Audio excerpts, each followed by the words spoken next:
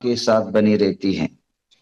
ध्यान रखिए, जीवन के अंदर जब हम यहाँ से आए हैं तो दोनों हाथ बंद करके आए थे। दोनों मुट्ठी बंद करके जब जन्मे हैं, बच्चों का जो जन्म की जो आकृति रहती है वो बच्चा मुट्ठी बंद के आता है।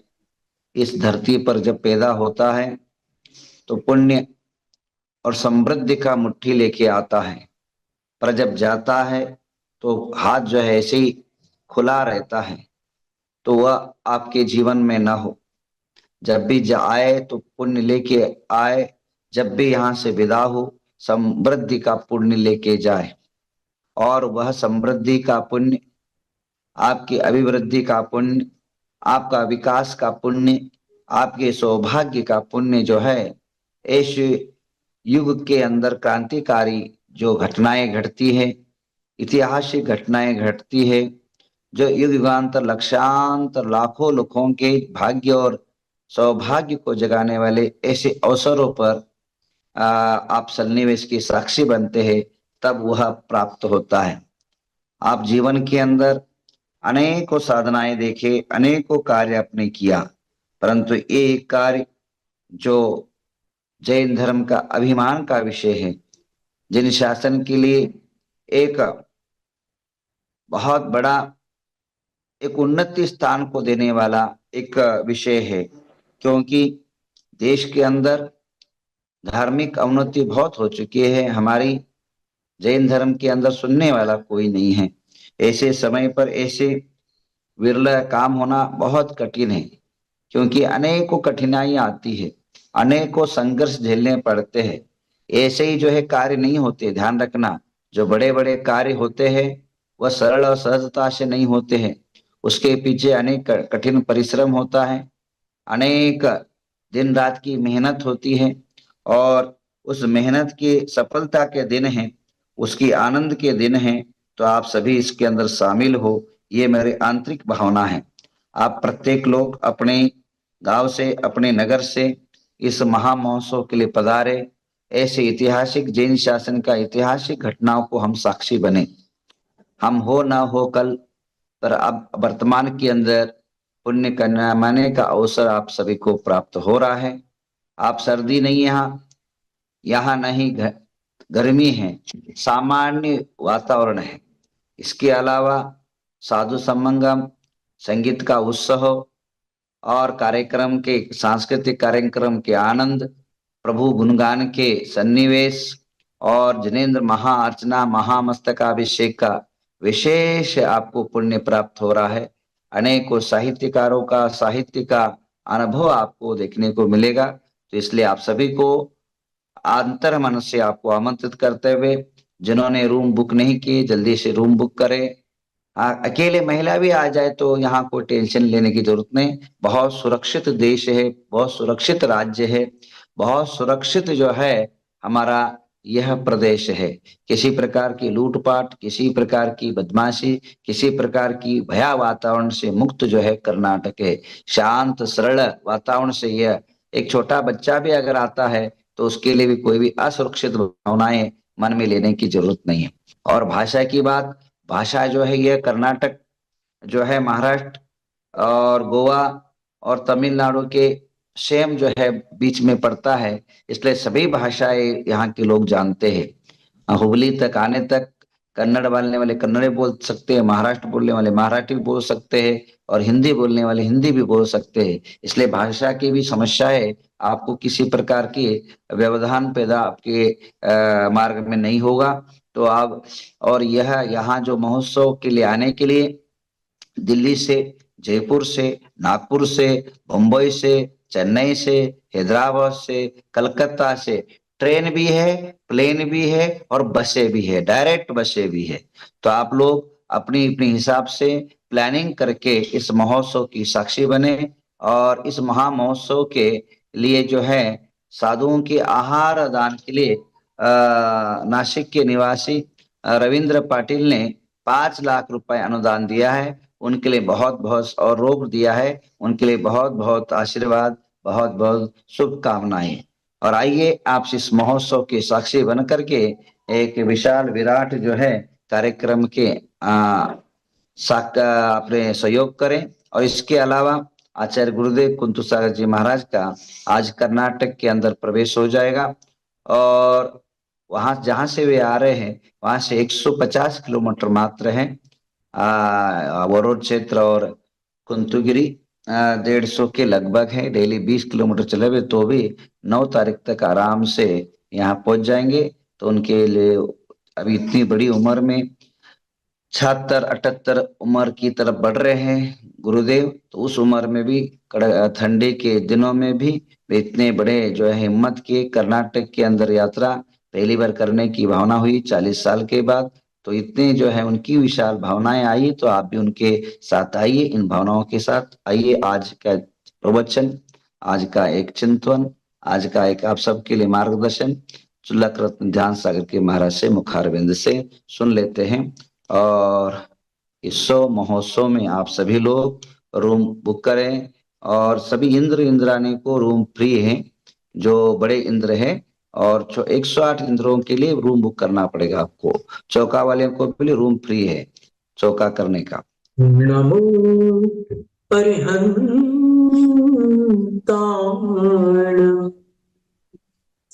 नमो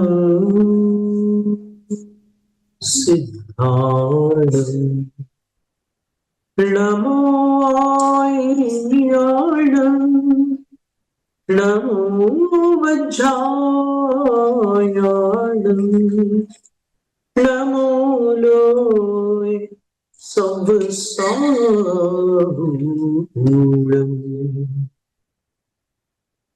लोक त्रिकालवर्ती परमार्थ आप्त परमात्मा जिनवाणी सरस्वती मां और निर्ग्रंथ गुरुओं को भक्तिपूर्वक प्रणाम, वंदन, नमन। पूर्व शताब्दी के धर्म धुरंधर आचार्य चारित्र चक्रवर्ती ज्ञानी ध्यानी तपस्वी परम श्रद्धेय शांति सागर गुरु राज के त्रिभक्ति पूर्वक बारंबार नमस्कार। इस धरती पर इस युग में जितने भी आचार्य उपाध्याय साधु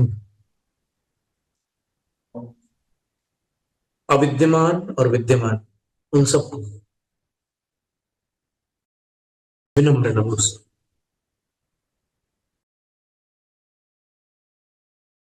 शिक्षा गुरु आचार्य विद्यासागर महाराज को नमस्कार। क्षेत्र पर साक्षात विराजमान आचार्य गुरुधर महाराज को स्पर्श पूर्वक नमस्कार। भक्ति की चर्चा थी। इस काल में जब अपन स्व और पर मत पर दृष्टिपात करते हैं, यानी जैन शास्त्रों में देखते हैं और अन्य शास्त्रों में देखते हैं, तो एक बात अपने सामने आती है। पंडित पन्नालाल साहित्याचार्य सुनाया करते थे कि किसी दिन नारद जी गंगा तट पर भ्रमण कर रहे थे, तो उनको एक तरुणी अर्थात नव यौवना नारी मिली, जिसकी गोद में एक तरफ एक वृद्ध मृतक का सिर था और दूसरी तरफ एक दूसरे वृद्ध मृतक का सिर था, और शरीर ऐसे पड़े हुए थे उनके, और उसकी आंखों से आंसू बह रहे थे। नारद जी को देखकर उसने आंखों से आंखें मिलाई, थोड़ा सिर झुकाया। नारद जी ने पूछा कि बहन, तुम कौन हो और यहाँ गंगा तट पर इन वृद्धों को अपनी गोद में लेकर क्यों रो रही हो? क्या हो गया? वो कहती है, मैं भक्ति हूं और ये दोनों मेरे पुत्र हैं। इसका नाम ज्ञान है और इसका नाम वैराग्य है। जैसे ही यह कलिकाल प्रारंभ हुआ है, ये दोनों निष्क्रिय हो गए, अचेत हो गए, इसलिए इनके शोक में मैं रोदन कर रही हूं। नारद जी को लगा कि ये घटना एक संकेत कर रही है कि कलिकाल में ज्ञान और वैराग्य शिथिल हो जाएंगे, लेकिन भक्ति कभी वृद्ध नहीं होती। इसलिए ये जो भक्ति देवी है वो आज भी नव यौवना है, तरुणी है। ये इतर संप्रदाय का एक वृत्तांत था। जिन मत में अगर अपन देखें, अगर सूक्ष्मता से अध्ययन करें, सावधानी से अध्ययन करें तो, अन्यथा आज भी अपने को चतुर्थकालीन मान लो, कौन रोक सकता है? कोई अपने आप को कुछ भी मान सकता है, उसकी धारणा है, जो मानना चाहे मान ले। पर सत्य जो होता है वो वस्तुनिष्ठ होता है, धारणानिष्ठ नहीं होता। और जिसकी धारणा वस्तुनिष्ठ होती है उसका ज्ञान सम्यक ज्ञान कहलाता है। और वस्तुनिष्ठ धारणा तभी संभव है जब स्याद्वाद के माध्यम से सर्वज्ञ प्रणीत तत्व को, अनेकांत के स्वरूप को भली भांति समझकर आत्मसात कर लिया जाए। ये सुगम नहीं है। प्रवचन सार ग्रंथ है, अष्टपौढ़ ग्रंथ है, धवल ग्रंथ है, जय धवला है। इन सब ग्रंथों में, जैसा अभी अपन ने इस इतर संप्रदाय के दृष्टांत में देखा कि भक्ति कभी वृद्ध नहीं होती, ज्ञान और वैराग्य वृद्ध हो जाते हैं। यह मान्यता जिन मत से विपरीत नहीं है। जिन मत में भी ये देखा जाता है कि इस कलियुग में, इस कलिकाल में, जिसको अपन आज शायद जैन शास्त्रों की भाषा में दुखमा काल कहते हैं, जिसको अपन पंचम काल कहते हैं, अवसर्पिणी काल की गणना में पंचम काल कहते हैं, इस काल में ज्ञान और वैराग्य शिथिल है, लेकिन भक्ति कभी सुस्त नहीं है, वो सदैव चुस्त है। इसलिए आज चूंकि इस काल में शुभोपयोग की प्रधानता है, प्रधानता इसलिए है क्योंकि द्रव्य क्षेत्र काल भाव उस प्रकार का बन चुका है। जो कषाय कुशील मुनिराज थे, वो मुनिराज संज्वलन मात्र तंत्राह, केवल संज्वलन कषाय के अधीन रहते थे। वो केवल कषाय कुशील के लिए ये विशेषण है, संज्वलन मात्र तंत्राह। सब मुनियों के लिए नहीं कहा, सब मुनियों को भावलिंगी अवश्य कहा, क्योंकि भाव शब्द का अर्थ क्या है? भाव शब्द का अर्थ सम्यक्त है। आप देखिएगा कल्याण मंदिर स्तोत्र के 38वें काव्य में क्या लिखा? आकर्णितोऽपि महितोऽपि निरीक्षितोऽपि नूनं न चेतसि मया विधृतोऽसि भक्त्या जातोऽस्मि तेन जन बान्धव दुःख पात्रम् यस्मात् क्रियाः प्रतिफलन्ति न भाव शून्याः। भाव का अर्थ अपन ये लगाते हैं, मन की एकाग्रता को बहुत सारे लोग भाव समझते हैं कि हम जाप करने बैठते हैं लेकिन भाव नहीं लगता। भाव नहीं लगता ऐसा मत बोलो, मन एकाग्र नहीं होता ये बोल सकते हो। भाव का अर्थ तो श्रद्धा है। भावना किसको कहते हैं? श्रद्धा को ही तो कहते हैं। तो इस काव्य में कुमुद चंद्र आचार्य महाराज ने लिखा है, आकर्णितो हे पार्श्व प्रभु, मैंने आपको आकर्णित किया, अर्थात मैंने आपकी वाणी सुनी, आपका नाम भी बार बार सुना, यानी आपको मैंने कानों का विषय बनाया। महितोपि, मैंने आपको महित किया। मह का अर्थ पूजा भी होता है, तो मैंने आपकी पूजाएं की, बहुत बड़े बड़े विधान किए।